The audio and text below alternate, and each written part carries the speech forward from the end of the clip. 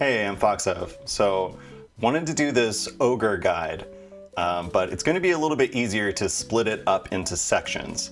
So this first section is going to be probably the most difficult, both for me to do and for you to pull off. It's Ogre's neutral, which is probably the weakest part of the character right now. Okay, if we're talking about neutral, the very first thing we should cover is round start. So if you have never labbed a round start in Uni, this is what it looks like. You're going to give the opponent Vorpal. You're going to have them chain shift and then do an option, and then you try some things to beat it.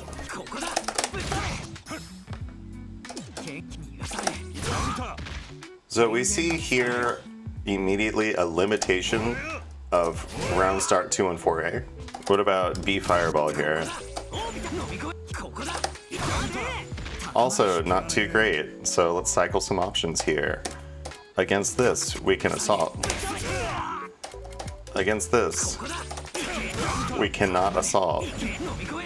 Okay, against this, we cannot necessarily walk back and do anything significant. Against this, we can. So really we can take a look at this round start here and already draw some conclusions about how we're going to be playing Ogre, which is using the threat of some tools like this that are very potent in order to get the opponent to behave a certain way, and then we can play around that either by using the B version instead or by using any number of hat tricks. So we'll get into all that stuff. Okay, let's talk about poke ranges real quick. So 6C is 9 frames and reaches just under round start. 214A is 11 frames, that reaches at round start. Just beyond that, it will whiff. And there is a big dead zone between where this will whiff right here and where 214B connects, which is at not full screen, but about 3.5 blocks away here. So this big dead zone all the way from here to here, what do we do about that? And the answer, of course, is this. This projectile not only deals with the entire range from here to here that is otherwise a neutral dead zone, but it also deals with the opponent's airspace, which all of this is not getting touched by your lariats on the ground, whereas your projectile has this nice arc to it that will eventually arc up and intercept airborne opponents. So very, very important. There are a lot of responses that the opponent will make to deal with the brain dead easy layer 1 backdash 214B neutral that will then allow you to soft punish by having room to come in at frame advantage using Cappy instead. Okay, let's talk about Cappy. I'm using Cappy because someone said it kind of looked like Cappy from Mario, and I really hated that, and so now of course I have to share that with everybody. But anyways, there are really only a few versions that we're going to be using. You've probably heard it before, but we can TK the A version, we cannot TK the B version, so don't do that. We are going to call this TK Cappy. We're going to call this a sinker, because there's really only one way that you can effectively use it, and that is as you're coming down. So the B version pretty much just exists to do these sinkers. But they are potentially really, really advantageous if you are allowed to get them out at such a low angle, you know? Okay, so other things we're going to be doing with Cappy, you can full jump into the A version, and you typically will not have frame advantage. Actually, it can be punishable if they're close enough to you. But this covers an angle that is really difficult for a lot of characters to contest, especially if they are really intent on assaulting at you.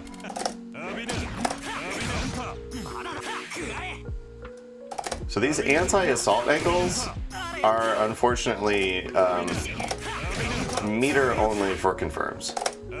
So they're especially threatening on round 2 when you actually have resources to spend. Okay, another poke that doesn't give us a combo without resources but can be useful is Assault A Cappy.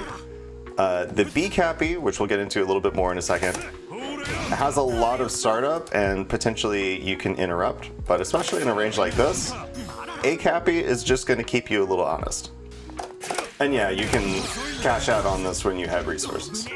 So our TK A Cappy, like this, and our sinkers, like this, these are how we're going to get our frame advantage on block and our combos on hit.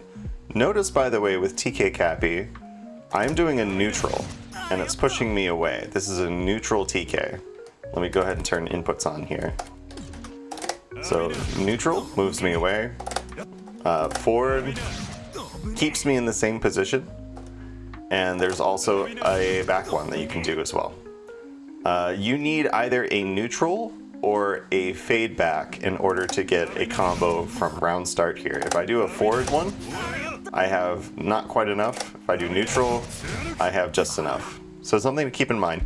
So sinkers are going to give you frame advantage at any point past your jump height. So you just need to get to the apex of your jump in order to get this.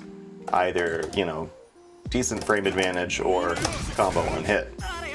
And so as you're seeing, you can use jump normals on your way up to get to that height that you want. This will kind of auto time it for you. Also, it has this added effect of players seeing you whiff a jump normal in their face, and they will often press into it and get hit and give you a nice combo. So until that is more established in the meta, yes, definitely be abusing that. Even just this can be an effective round start. So how you set up your sinkers like that is really important. You can do that in these neutral jump spacings here, and jumping forward. You can also assault to get it. And you can assault at a distance that is somewhat uncomfortable for them. So what are they supposed to do in all of these situations? What is the go-to response? So the fallible thing about Ogre's projectiles, but particularly the sinkers that require a little bit more startup here, are that the opponent can just maneuver around them with up-back assault. If your response to the situation was going to see them whiff assault, assume they would be a little bit embarrassed and allow you to assault back at them, well then the entire interaction is going to play out. With any of that kind of Yomi or player interaction, you're just going to punish them by accident. Which is why conditioning like this is so important. So if the Ogre player sees that you understand these spacings, that you understand that this has a dead zone that you can abuse with assault, what they can do is then do nothing and then use the flail option. ADP here does not have any head or dive invul, but it kind of acts like Akatsuki Bitatsu in the way that it allows you to preemptively cover the airspace, especially the assault range. Okay, so what are Ogre's proper anti-airs? So he has 3C. This is 9 frame startup, 7 frame head invul, and he has 236B. This is also 9 frame startup, 6 frame head invul, frame 1 dive invul. So let's say Linnae is coming at you like this. You want to actually anti-air this, what do? Really early like that, where her hitbox is not yet out, yeah, you can ADP. You could just as well 3C.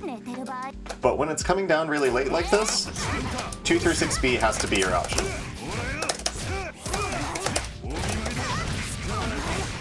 Obviously that is not the most optimal.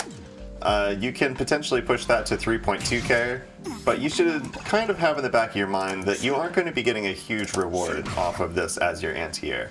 Okay, so this move does not have head or dive invul. We've established that it's at least good for being really active. What else does it do? Well, you can see that it's only -4. The last hit is an overhead. So this is kind of a knowledge check. You can space it out to be safe to throw punishes outside of just being so active. Is you can whiff cancel it into 236C. It does a whole lot for him in neutral. Being able to just cancel into it really easily like that is a nice perk. A lot of ADPs don't have that property anymore. Other uses for EX moves in neutral would be if you are close enough you can use this as your pressure reset to get in. There's really a caveat here. Okay, so if you are close enough to the opponent using 214B, you're going to cross past them and be -5. Against some characters, this is fine. Against other characters, this is really, really not fine. And out here, you're going to be safe even if they shield you.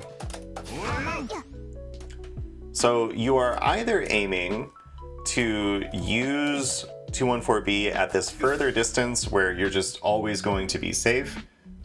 This is kind of some finesse work to really get the tipper here, which can even be +1. Or you're going to use it close in like this and cancel to your pressure reset. So you can use this cross up 214B as a way to get in, and this is especially relevant for when you're trying to leave the corner. You can just do this and be on the other side. You can be out. But be very, very careful about trying to use this at other ranges where you don't cross them up, because it's very, very easy to whiff this thing. Same is true for 214A. If you are not point blank next to them, be very, very careful. Okay, the final EX move that you should consider in neutral is 214C. This thing is 9 frame startup, covers the entire screen in about 16 frames or so. It is unsafe on block, at least against most characters. And this is very, very good for just reaction with the punishing. Okay, finally, I guess I should talk about force function and jump force function. These things on paper are not very good. Even when paired with Vorpal, they can be really, really unsafe to use.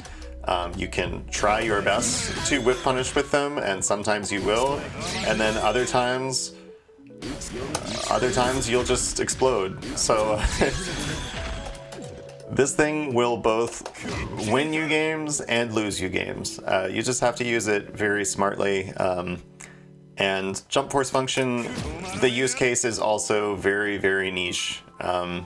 Experiments, you know, there are times when you might come up here and otherwise get interrupted and might be able to get away with that. For what it's worth, you can confirm this at like really ridiculous heights. So it can be a good surprise option, but those are exactly what these should be, surprise options.